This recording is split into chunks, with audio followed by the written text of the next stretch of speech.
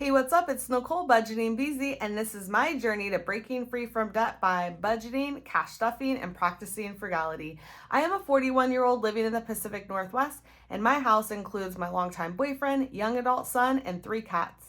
I do work full time and am paid once per month. However, I do cash stuff weekly to stay on track. I have what is called SAD, Standard American Debt, consumer debt, auto debt, and a mortgage. If budgeting, cash stuffing, and frugality is something that you're interested in, then come along with me as I get my money right.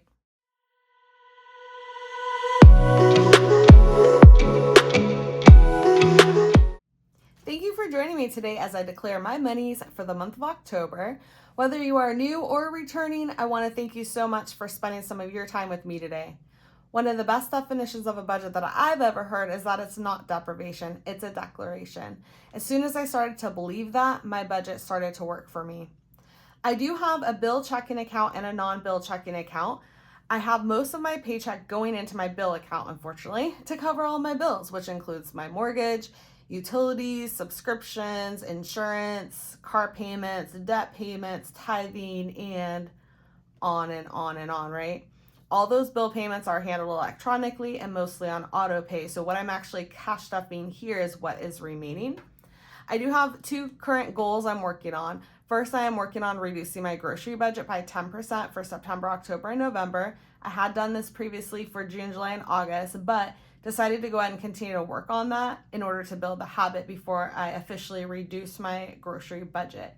Second, I am working on completing the Every Little Bit Adds Up saving challenge by the end of 2024. But honestly, I really hope that I can finish this in November. This is a $3,672 challenge that I started in June. And if you watch some of my previous videos, I was doing mini challenges, but I'm actually going to take a break from those to really put concerted effort towards my big saving challenge, as I'm saving that money to pay off debt. So let's get right into October. So this is going to be for October 2024. I do have in my non-bill checking account for the month of October, $2,365. I always start out with my wallet when I do my budget because it has the groceries, gas, household, and this is normally a pretty set amount, but I am actually going to be making some slight changes to my budget in order to really beef up the saving challenge. So I do budget $600 per month into my wallet for groceries. Takeout receives $100. Gas, I traditionally do $80 per month, but I'm actually going to reduce that by $20 for October, so I'm going to put $60 in there. Fund money, I typically give myself $80 per month, but I'm actually going to reduce that in half and give myself just $40 per month. So that's $10 a week, because let's face it, paying off debt in my 40s is actually fun. Is it though? Yes, it is. It's fun. So household will get $50. I do want to mention that I do participate in a health pedometer program through work in order to not have to pay for health insurance. So I don't pay any health insurance premiums. And an additional benefit to this program is that I can earn $100 per quarter, which then I can redeem for gift cards. And I always get Amazon gift cards. So while I'm not going to plan for that $100, I do use that money to pay for some of the household or miscellaneous items that I may need. So if that's the case, I just would reallocate any unspent money over to my savings. All right, so for my wallet, that's $850 for the month. Moving on to, well, actually, let me go to savings first. I plan to be done with my mini savings for September. As I mentioned, I'm actually going to take a break from that, so I'm not going to put any money there. For Little Bits challenge, I do need to put a 10 and a 20 weekly, and then a 50 and a 100 monthly. So minimum, I need $40 in 10s, $80 in 20s, a 50, and a 100. So I need minimum $270. I'm going to make a note right there.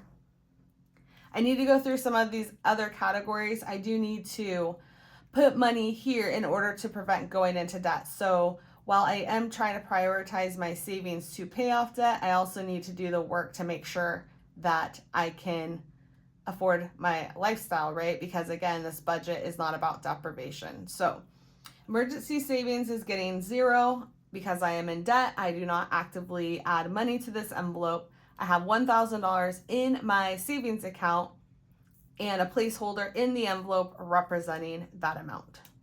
Sinking debt, I do put $80 per month. So the point of this envelope has two purposes essentially.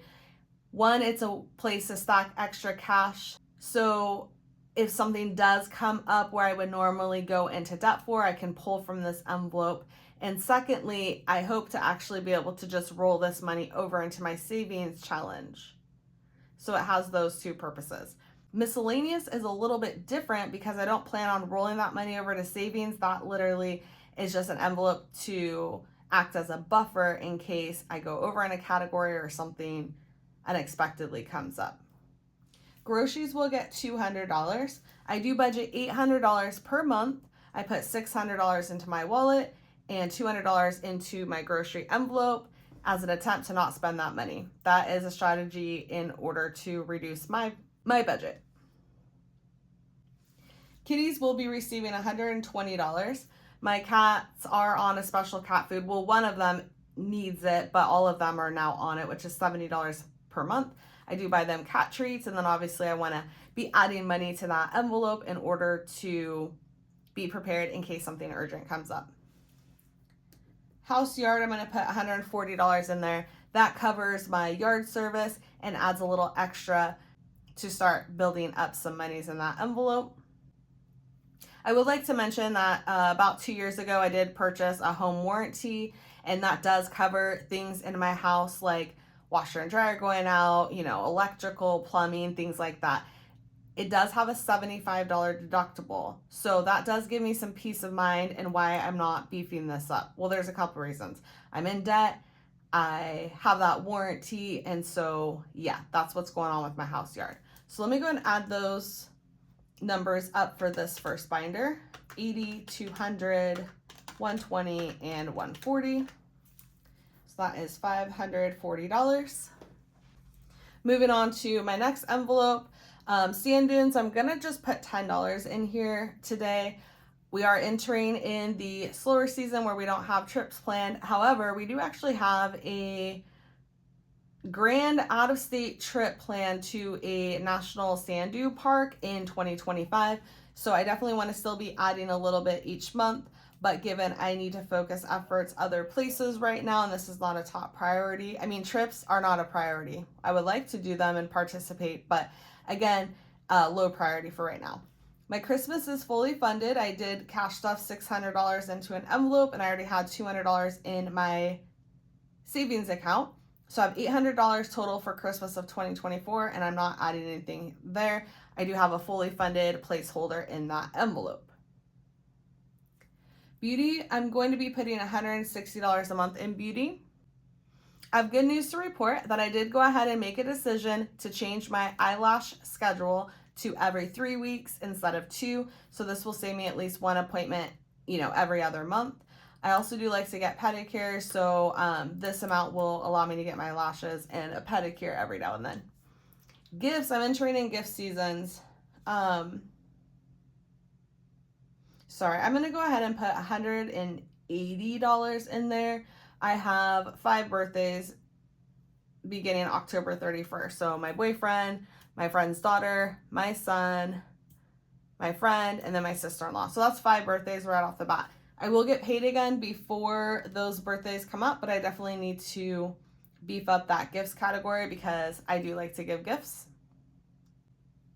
Miscellaneous will be getting just $30 this month. Again, this just acts as a buffer in case I needed some extra money if I did go over in a category.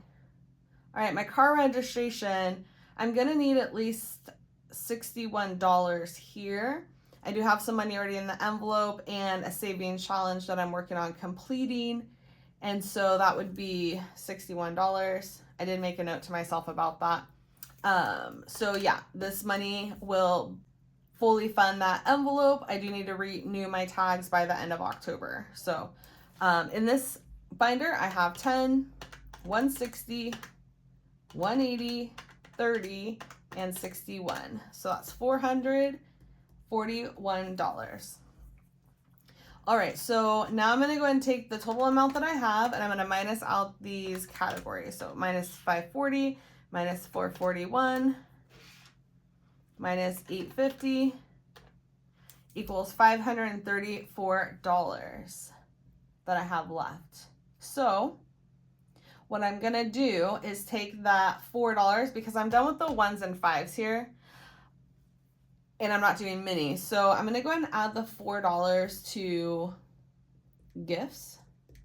So it'll be 184. And let me go and update this category to 445 minus the 4. So that'll leave $530. So 530 plus 270 that I'd already planned. Sorry, that was actually not right. I was like, that is way too much money. I never have that much. Okay, 540 minus 445 minus 850 minus the 270 that I was planning. There we go, plus 4. So that's 264. All right, 264, but I'm going to put 260 here, 4 there.